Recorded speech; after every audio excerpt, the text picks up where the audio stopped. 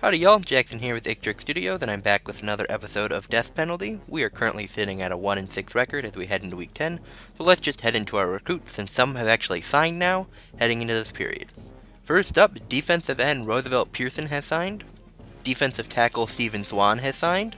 Outside linebacker JUCO transfer Nick McDonald has signed. Inside linebacker TJ Posey has also signed. Free safety Eric Huber has signed. And last but not least, 4-star strong safety Dylan Sumner Gardner has also signed. Luckily, none of our other targets have committed to opposing schools, so that is good. And we also have 6 new targets added to our board, so let's check them out. First up is run-stopping 2-star defensive end Clint Bergstrand from Vista, California. He is 6'2", 250 pounds, and the 131st defensive end in the class. Next up is another 2-star run-stopping defensive end in Sam Kendrick from Sun Valley, Arizona. He is 6'1", 253 pounds, and the 135th defensive end in the class. After him is another 2-star run-stopping defensive end in Kevin Smith from San Rafael, California. He's 6'2", 242 pounds, and the 150th best in the class. Our last 3 new targets are cornerbacks, starting with Rashawn Casey, a 6', 190-pound coverage corner from Fort Lauderdale, Florida, who is a 3-star prospect and 111th in the class. Next up is 6'3", 168-pound 2-star cover corner Kevin McKenzie from Encantis, California. He's also the 150th ranked corner in the class. And lastly is 6', 186-pound 2-star balanced corner Darius Hughes from Annandale, Virginia. He ranks 157th in the class. We'll start this episode off with probably the second best team we've played this season in 5-2 Northern Illinois, so let's just roll the hype video.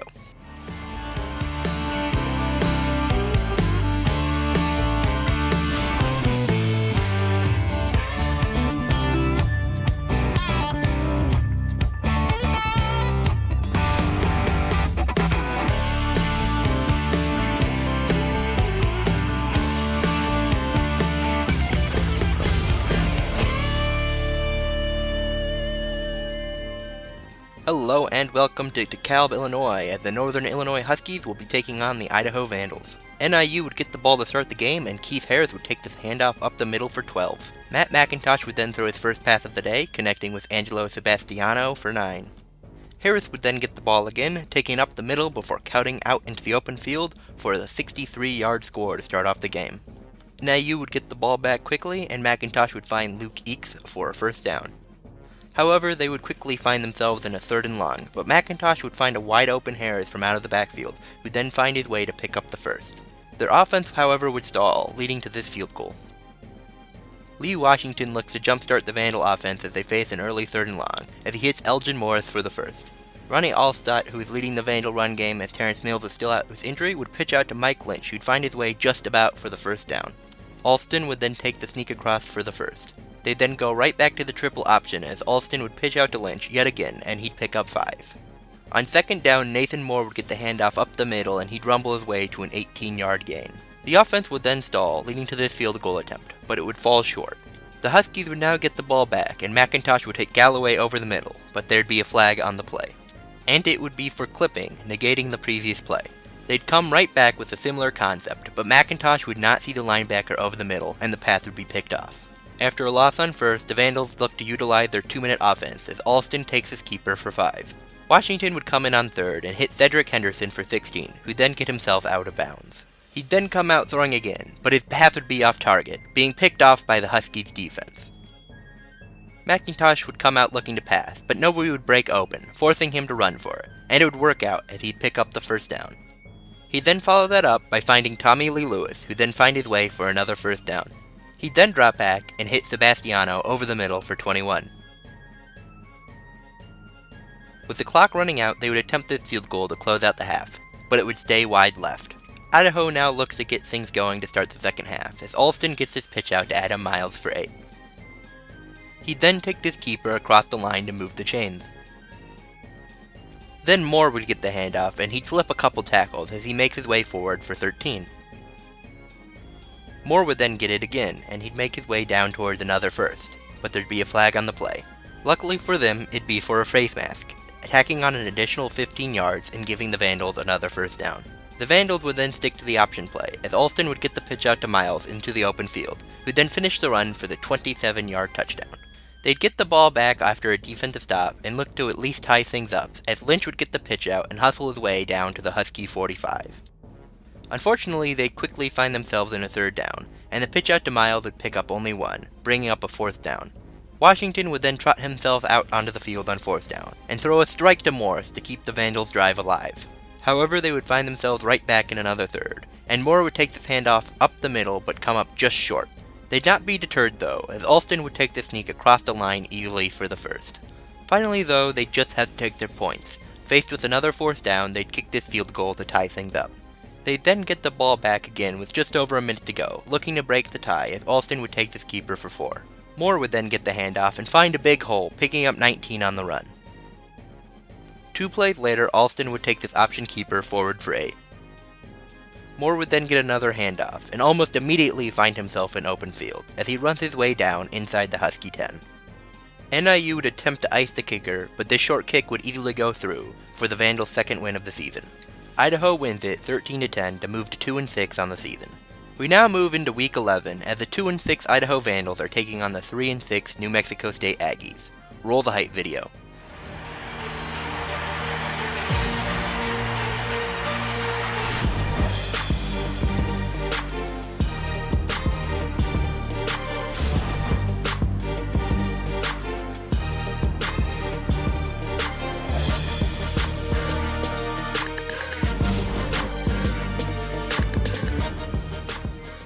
Hello and welcome to Aggie Memorial Stadium, as we have a bottom-of-the-barrel Sun Belt matchup between the Idaho Vandals and the New Mexico State Aggies. The Aggies would get the ball first, but would quickly find themselves in a third down, but Trayvon Colwell would find Brandon Betancourt for first. They'd then find themselves in another third, but Colwell would take this read option up the middle and into open field, as he'd get his way into the end zone for the 53-yard score.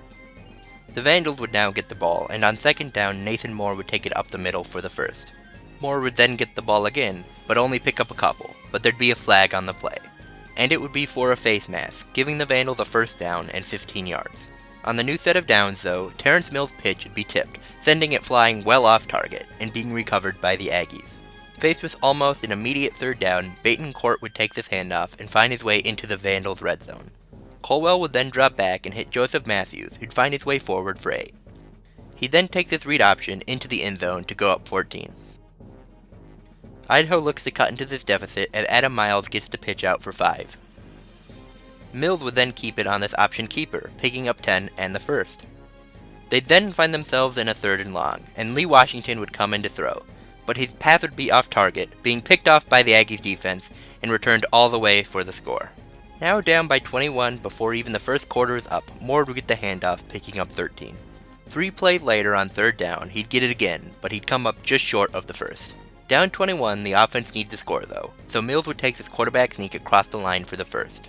Then faced with another third, Mills would take this keeper, being tripped up but falling across the line for the first. He would then take another option keeper, taking it just about for the first. He'd then do it again, slipping between some defenders and finding his way to about the Aggie 5. The offense would then hit a wall, but they would at least put some points on the board with his field goal. The Vandals would get the ball back with under a minute remaining in the half, and Washington would hit Elgin Morris, who'd break 2 tackles on his way to the Aggie 30. Washington would then go right back to Morris, who would complete the drive, getting his way into the end zone for the touchdown. The Aggies now look for a quick drive of their own, as Colwell takes this read option for the first. He'd then come out passing, hitting Austin Franklin for 7. He'd then find Matthews over the middle for the first. Then he'd find Franklin again, this time for a big chunk of yards, getting into field goal range, before he'd find his way out of bounds with 1 second remaining. And they'd put this field goal through to go up 14 heading into halftime. After some punts back and forth to start the second half, the Vandals look to get things moving, as Moore takes this up the middle for 13. He'd then get it again, picking up yet another 13. Then Mills would keep it on a keeper, and pick up 13 of his own. Then Mills would pitch out to Cody Rogers, who'd find his way for 12. Then he'd keep it again, picking up 5. 2 plays later, he'd quarterback sneak across the line to pick up another new set of downs. Then Moore would get another handoff, and he'd easily find his way into the end zone for 6. The Vandals would then soon get the ball back, and Mills would take this option keeper into the open field, hustling his way into the Aggie red zone. 2 plays later, he'd take another keeper into open space and find his way to the 1-yard line. 3 plays later, he'd finally break the plane on this quarterback sneak to tie things up at 24. With just over 2 minutes remaining, the Aggies look for their first points of the second half, as Colwell finds Betancourt for 7. Betancourt would then get the handoff, and he'd spin his way to the 45. 2 plays later, Colwell would deliver a dart to Franklin while taking a hit for the first. Then he'd find Pertavious Moorhead for 9. After that, he'd find Thomas Warren for 11 and the first. Then he'd hit Moorhead again on the sideline, where he'd get a foot down to bring up 1st and goal. On the very next play, Colwell would take this read option in for 6 and the lead. Idaho loses a heartbreaker, 24-31 in the final minute to fall to 2-7 on the season, officially eliminating them from bowl contention. We now move to Week 12, where the 2-7 Idaho Vandals are taking on the 5-3 Louisiana Monroe Warhawks. Roll the hype video.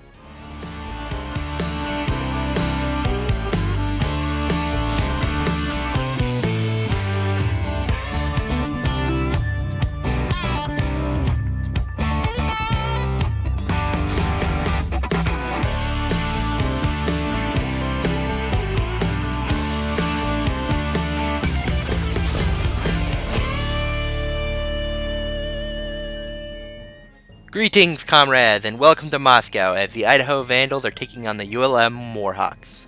Idaho would receive the opening kick but punt it away as Devontae McNeil would break a couple tackles on his way to the first. They'd then go right back at it with him, and he'd find his way to another first. He'd then get it again, spinning out of a tackle on his way to an 8-yard gain. Braille Brown would finally get an opportunity to showcase his athletic prowess as he takes his read option to the right for a huge gain, getting inside the Vandal 5. 2 plays later, Courtney Davis would find his way across the goal line for the first score of the day. They'd soon get the ball back again, and McNeil would take this handoff up the middle, immediately finding space and essentially trotting his way into the end zone for a 61-yard score. Idaho looks to finally get things moving as Terrence Mills takes this option keeper for 8. He'd then take another one across the line for a first. He'd then do it again, taking it for another first. Then again, this time tacking on another 8. Finally, he'd be forced to pitch out to Adam Miles, who'd get across the line for a first of his own. Then Mills would go right back to calling his own number, picking up yet another first. Then after a loss on first, Moore would get the ball, picking up nothing, but there'd be a flag on the play. Luckily, it'd be for a face mask, negating the Idaho negatives and moving the ball forward. Faced with the third in the red zone, Mills would take this keeper down inside the Warhawk 5. 2 plays later, Mills would find Todd Cronin through the air for 6. ULM wouldn't let their lead get cut into that easily though, as to start the second half, Brown would hit Andrew Larson on a screen who'd slip past several defenders to near midfield. Then McNeil would get another handoff, powering his way for another first down. Then Brown would use play action before firing a strike to Rashawn Caesar to get inside the red zone. 3 plays later, he'd find Colby Harper in the end zone for 6. Faced with a quick third down, Lee Washington would find the reliable Elgin Morris for the first. Then Mills would pitch out to Mike Lynch, who'd slip his way past several defenders on his way to the ULM 40, but there'd be a flag on the play. Luckily, it'd be another face mask, moving the ball forward for the Vandals. Lynch would then get another pitch out, this time picking up 6. Then 2 plays later, Mills would be forced to pitch out yet again, this time to Miles, who can't quite get past the line for the first. Faced with the fourth, Mills would use the quarterback sneak to get across the line for the first. 2 plays later, Moore would be stuffed in the backfield, but there'd be another flag, and it would be for another face mask, giving the Vandals 1st and goal. On 2nd and goal, Mills would take this keeper down to the goal line. Then on 4th down, he'd get across the line for the score. ULM looks to respond though, as Brown takes his keeper up the middle right to the first down line. After a loss on 2nd, he'd then take this option keeper outside, finding space and getting past midfield. McNeil would then get the handoff, getting outside and running his way inside the Vandal red zone. 2 plays later, Brown would look to pass, taking a big hit as he threw, knocking him out for the remainder of the game. They'd then be forced to settle for this field goal. After a loss on 1st and 2nd down, the Vandals need this conversion, as Washington would hit Morris, but he'd be 2 yards short. Mills would then come back out on 4th, getting past the first down before pitching out to Lynch for even more yards. He'd then pitch out to Miles on the next play, who'd find the corner on his way to a 26-yard pickup. 3 plays later, Lynch would take this handoff up the middle to bring up 1st and goal, and Mills would take it across the goal line on the very next play. Unfortunately for the Vandals, their defense would collapse 2 plays later, as ULM's backup quarterback, Caraway, would hit Harper on an out route, who would then turn upfield and find his way to a 70-yard score. Idaho falls to 2-8 on the year, losing to ULM 31-21. Thank you for watching this episode of Death Penalty. I hope you enjoyed it. If you did, please leave a like. If you did not, feel free to leave a dislike. Drop a subscription if you have not already. And I will see you next week with another episode. Thank you again for watching. Bye.